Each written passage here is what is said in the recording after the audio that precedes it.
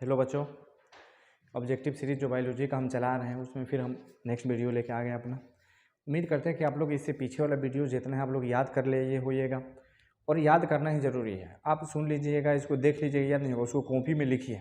और जब कॉपी में लिखना शुरू कीजिए तो ये बात ध्यान रखिए, 4 ऑप्शन आप लोगों को नहीं लिखना है, सिर्फ एक ही ऑप्शन लिखना है जो आंसर है। ठीक है, चलिए बिना देर की हम लोग अपने वीडियो की तरफ बढ़ते हैं, क्वेश्चन सोल्व करते हैं। चलिए देखिए, इसमें जो फर्स्ट क्वेश्चन है, ये फर्स्ट क्वेश्चन में क्या लिखा हुआ है, पढ़िए क्वेश्चन आप लोग। तो अगर पहला क्वेश्चन का हम बात करते हैं तो पहला क्वेश्चन में देखिए क्या लिखा है कि the total number of egg produce by a healthy human female in during life time. कह रहे कि एक हेल्दी ह्यूमन जो है ह्यूमन फीमेल वो अपने पूरे लाइफ टाइम में कितना एग प्रोड्यूस करती है। तो ध्यान रखिएगा बायोलॉजी में क्या बातें हैं, तो इसको हम लेकर चलते हैं हम लोग को बोर्ड में। इसमें देखिएगा क्वेश्चन बात करते हैं, कह रहा है कि जो मेंस्ट्रुअल साइकिल जो फीमेल का स्टार्ट होता है, मेंस्ट्रुअल साइकिल, तो मेंस्ट्रुअल साइकिल जब स्टार्ट होता है तो स्टार्ट किसी का 13 साल 15 साल 14 साल में स्टार्ट होता है। चलिए हम लोग मान के ले चलते हैं कि कोई फीमेल है, उसका मेंस्ट्रुअल साइकिल कब स्टार्ट हुआ, 15 ईयर्स में स्टार्ट होता है हुआ। और बायोलॉजी के हिसाब से 45 साल में उसका मेनोपॉज स्टेज आता है, यानी उसका मेंस्ट्रुअल साइकिल क्या हो जाता है, बंद हो जाता है। तो यहाँ से लेकर बात करते हैं 45 ईयर्स, तो ये दोनों के बीच के अगर टाइम ड्यूरेशन का बात करें तो टोटल कितना ईयर्स होगा, 13 ईयर्स। यानी 13 ईयर्स तक वो क्या करेगी, एग प्रोड्यूस करेगी। हम लोग को पता है कि हर मंथ फीमेल में से कितना एक ओवा निकलता है, एक एग निकलता है। ठीक है, एक ओवा यानी एक एग निकलता है। तो अब इसको अगर मंथ में हम लोग कन्वर्ट करेंगे तो इसको कितना से मल्टीप्लाई करना पड़ेगा, 12 से। तो ये कितना आ जाएगा, यहाँ पे देखिए मल्टीप्लाई करिए, तो अगर इसका मल्टीप्लाई का बात करेंगे तो 12 चाहे 36 से बात करेंगे तो कितना आएगा, 360 आएगा। लेकिन ये देखिए, ये हम लोग अंदाजे पे लिए, इसका कितना होता है, 14 साल से स्टार्ट हो जाता है। तो लगभग अगर इसके आसपास वाला जो ऑप्शन होगा वही आंसर होगा, 360 400 401 390 के आसपास होगा। क्योंकि जरूरी नहीं कि 15 साल 14 साल 13 साल भी हो जाता है। बायोलॉजी के हिसाब से हम बात करेंगे तो 13 साल भी होता है। तो 2 और 24 मंथ और इसमें जोड़ देंगे, तो 24 मंथ और जोड़ेंगे। अभी का जो बायोलॉजी है प्रेजेंट, वो कितना कह रहा है कि मेंस्ट्रुअल साइकिल कब स्टार्ट हो जाता है, 13 ईयर्स। तो 13 ईयर्स की बात करेंगे तो 30 साल नहीं, कितना साल हो जाएगा, 32 साल। तो 24 मंथ और इसमें 24 मतलब 32 को अगर 12 से मल्टीप्लाई करेंगे तो 12 दूना 24 के 4 हासिल 2, अब 12 तिहाई 36 और 2 कितना हो गया, 38, यानी 384 मंथ। अब इसके आसपास वाला जो आंसर होगा वही आंसर होगा। चलिए अब हम लोग देखते हैं कि इसके आसपास वाला कौन सा आंसर है। चलिए ऑप्शन, तो इसका ऑप्शन अगर हम लोग पढ़ेंगे तो ऑप्शन आप लोगों को पता चलेगा कि ऑप्शन क्या क्या दिया है। तो ऑप्शन देखते हैं, पहला ऑप्शन दिया है 4000, पहला ऑप्शन 4000, दूर दूर तक कोई इससे मतलब नहीं। दूसरा ऑप्शन है 400, तीसरा देखिए 40 और 365। ठीक है, तो इसका एग्जैक्ट आंसर क्या जाएगा, 400 के आसपास आंसर। यहाँ तक कोई दिक्कत, आगे बढ़े, ठीक है आगे बढ़ते हैं हम लोग। चलिए नेक्स्ट क्वेश्चन हम लोग देखते हैं, क्वेश्चन नंबर 2। तो अगर क्वेश्चन नंबर 2 का हम लोग बात करें कि क्वेश्चन नंबर 2 में क्या है, तो ध्यान रखिए क्वेश्चन नंबर 2 यहाँ पे सामने लेकर बोलते हैं। तो क्वेश्चन नंबर 2 में क्या कहता है, फर्टिलाइजेशन इन इंटरनल इन, करे कि इंटरनल फर्टिलाइजेशन कहाँ से होता है। और ये क्वेश्चन कब पूछा गया है, तो बिहार बोर्ड 2024-22 में पूछा गया, और ये 2024 में पूछने का बहुत ज़्यादा चांस है। ठीक है, तो चलिए इस क्वेश्चन को हम लोग देखते हैं। अगर क्वेश्चन को देखेंगे हमारा इंटरनल फर्टिलाइजेशन किस में होता है, तो इंटरनल फर्टिलाइजेशन का अगर हम लोग बात करते हैं किस में होता है, तो ऑप्शन देखते हैं ह्यूमन फीमेल, यही आंसर होगा इसका, ह्यूमन फीमेल। पर अगला और ऑप्शन नहीं देखेंगे, देख भी सकते हैं, देखा amphibia, frog, all of this. तो फ्रॉग में जो होता है एक्सटर्नल फर्टिलाइजेशन होता है। ठीक है, यानी फ्रॉग का मेल और फीमेल दोनों अपना गैमेट पानी में छोड़ देता है, पानी से घूमते घूमते का जाके मिल जाता है, बॉडी के अंदर नहीं होता है। ठीक है अगर बात करते हैं हम लोग थर्ड नंबर क्वेश्चन का, देखिए थर्ड नंबर क्वेश्चन में क्या है,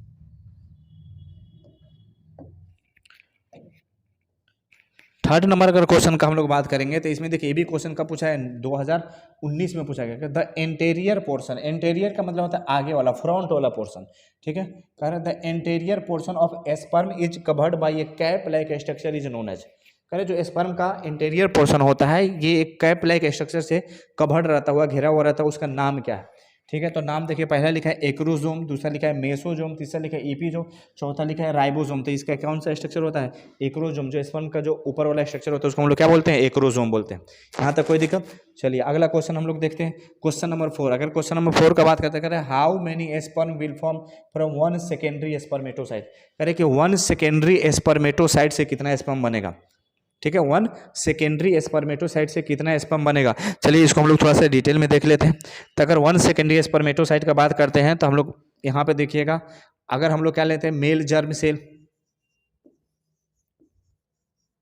अगर हम लोग लेंगे मेल जर्म सेल, ये 2n होता है, तो इसमें कौन सा सेल डिवीजन चलेगा? स्पर्मेटोजेनेसिस हम कर रहे हैं, देखते हैं, तो इसमें कौन सा सेल डिवीजन चलेगा? तो इसमें चलेगा माइटोसिस।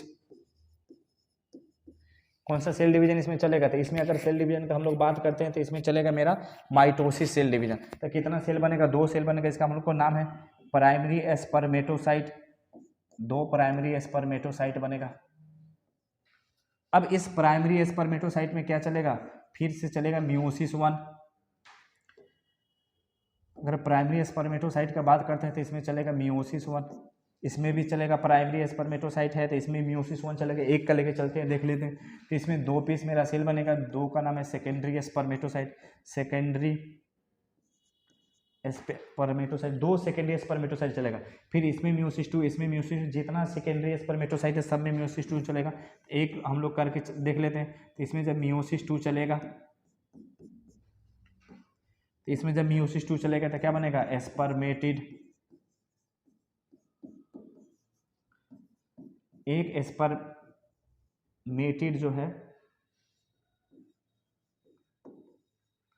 अब ये स्पर्मेटिड जो है डायरेक्ट कन्वर्ट हो जाता है किस में? स्पर्म में। तो एक सेकेंडरी स्पर्मेटोसाइट से कितना स्पर्मेटिड बना? 2 स्पर्मेटिड। और आगे चल के एक स्पर्मेटिड एक स्पर्म बनाता है। तो हम लोग डायरेक्ट बोल सकते हैं कि एक सेकेंडरी स्पर्मेटोसाइट से कितना स्पर्म बनेगा? तो 2 स्पर्म बनेगा। ठीक है, चलिए नेक्स्ट ऑप्शन हम लोग इसका देखते हैं कि ऑप्शन में इसका क्या है कहानी। तो अगर इसका ऑप्शन का हम लोग बात करते हैं तो पता चल जाएगा। देखिए क्वेश्चन क्या पूछा हुआ है। अगर क्वेश्चन का हम लोग बात करें कि क्वेश्चन क्या पूछा हुआ है तो पता चल जाएगा ऑप्शन से। करें कि how many sperm will form from 1 secondary spermatocyte. करें कि एक सेकेंडरी स्पर्मेटोसाइट से कितना स्पर्म बनता है? तो पहला ऑप्शन लिखा है 2, तो यहीं पे आंसर हो जाएगा 2। फिर 3, 4 ये सब नहीं देखेंगे। ठीक है, अगला क्वेश्चन का हम बात करते हैं, क्वेश्चन नंबर 5। तो क्वेश्चन नंबर 5 में क्या लिखा है? The oestrus cycle possessed by the female animals is. कह रहे कि ओस्ट्रस साइकिल की कौन से फीमेल एनिमल्स में चलता है? ये क्वेश्चन भी कब पूछा गया? 2022। इस क्वेश्चन को भी पूछने का चांस क्या है? बहुत ज़्यादा है कि बहुत ज़्यादा क्वेश्चन पूछा जा सकता है। अगला क्वेश्चन की बात करते हैं, इसमें ऑप्शन देखिए, monkey, human, both and B and cow. सही। तब बात करेगा ओस्ट्रस साइकिल, किसका बात कर रहे हैं? ओस्ट्रस साइकिल। तो ओस्ट्रस साइकिल जो जनरली जो 4 फुटेड एनिमल्स है, जैसे काउ हुआ, बुफैले हुआ, कैट हुआ, डॉग, ये सबके फीमेल में चलता है। ठीक है, तो इसलिए इसका आंसर कौन होगा? D, cow. ठीक है, यानी 5 नंबर क्वेश्चन का आंसर कौन होगा? डी। चलिए अगला हम बात करते हैं, क्वेश्चन नंबर 6 पे आते हैं। क्वेश्चन नंबर 6 आप लोगों को दिख रहा होगा। क्वेश्चन नंबर 6 में पढ़िए क्या लिखा है? Which one is a haploid structure in the following. कह रहे जो दिया हुआ है उसमें हेप्लॉइड स्ट्रक्चर कौन है? हेप्लॉइड। तो ध्यान रखिएगा, हेप्लॉइड स्ट्रक्चर का बात करते हैं तो दुनिया में जितना भी गैमीट होता है वो सब हेप्लॉइड होता है। गैमीट की बात करें, ovum, sperm, egg, microspore, megaspore, pollen grain, ये सारा का सारा चीज़ क्या होता है? हेप्लॉइड होता है।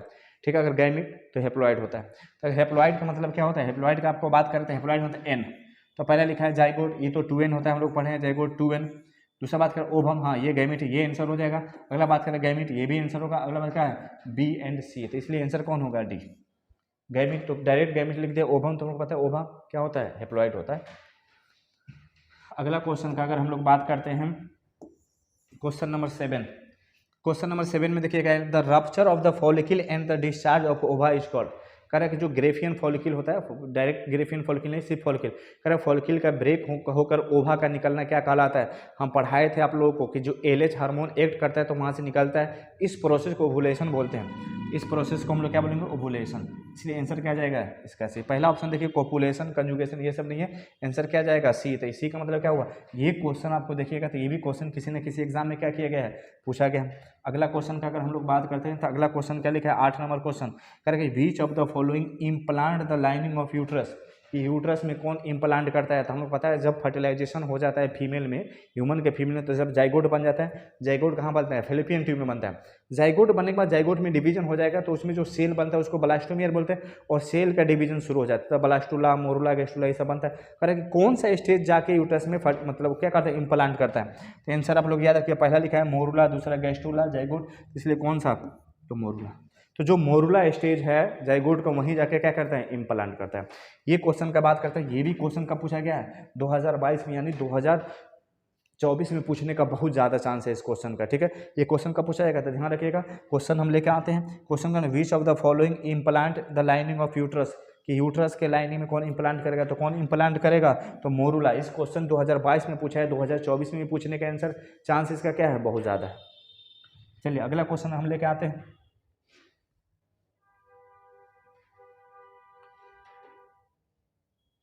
अगर नेक्स्ट क्वेश्चन का हम लोग बात करें कि नेक्स्ट क्वेश्चन क्या है मेरा, चलिए तो 8 नंबर हो गया था। क्वेश्चन नंबर 9 में क्या है, ह्यूमन एम्ब्रियो इज प्रोटेक्टेड इन, ये भी क्वेश्चन का पूछा गया है ये क्वेश्चन, तो ध्यान रखिएगा। नेक्स्ट क्वेश्चन हम क्या लेके आए हैं, तो नेक्स्ट क्वेश्चन देखिए, नेक्स्ट क्वेश्चन है ह्यूमन एम्ब्रियो इज प्रोटेक्टेड इन, कि ह्यूमन का एम्ब्रियो किससे प्रोटेक्टेड होता है। ये क्वेश्चन बिहार बोर्ड 2024 के लिए बहुत इंपॉर्टेंट है, 22 में भी पूछा है, 24 के लिए इंपॉर्टेंट है। चलिए ऑप्शन देखते हैं हम।